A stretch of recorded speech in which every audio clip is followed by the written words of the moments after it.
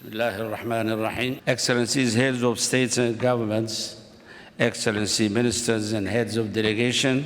Au nom du gouvernement et du peuple de Djibouti, je vous souhaite à tous, Excellences, une chaleureuse bienvenue. Je vous souhaite tout particulièrement la bienvenue à son Excellence Abdel Fattah al-Burhan, président du Conseil souverain du Soudan.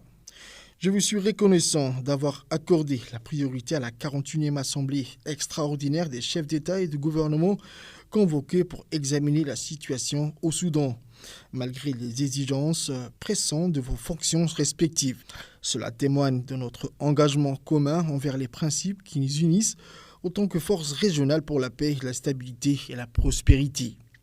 Je voudrais également exprimer ma gratitude au secrétaire exécutif, le Dr Workene, et à son équipe pour l'efficacité avec laquelle ils ont organisé ce sommet sur la paix dans un délai aussi court. Chers collègues, mesdames et messieurs, le sort du peuple soudanais n'est pas simplement une statistique ou un titre de journal. Il s'agit d'une réalité brutale et profondément troublante qui exige notre intention et notre action.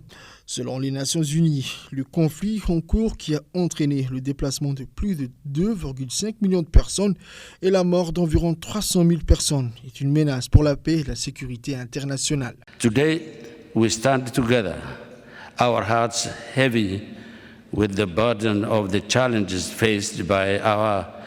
Aujourd'hui, nous nous tenons ensemble. Nos cœurs sont lourds du fardeau des défis auxquels sont confrontés nos frères soudanais.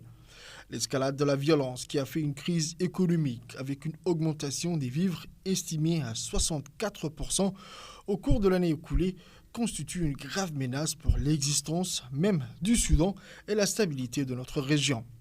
Faire taire les armes au Soudan n'est pas un choix, c'est une nécessité absolue.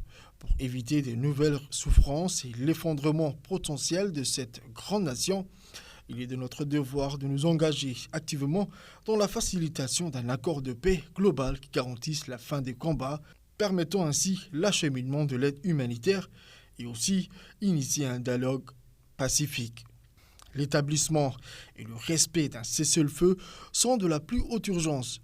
Le Bureau de la coordination des affaires humanitaires des Nations Unies indique que 9,3 millions de personnes au Soudan ont besoin d'une aide humanitaire. Il est donc urgent de veiller à ce que l'aide parvienne à ceux qui en ont le plus besoin, en particulier dans les zones touchées par le conflit.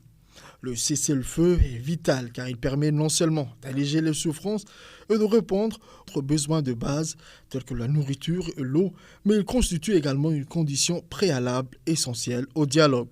Les souffrances endurées par nos frères et sœurs soudanais nous obligent à nous unir et à agir rapidement pour soulager leurs douleurs.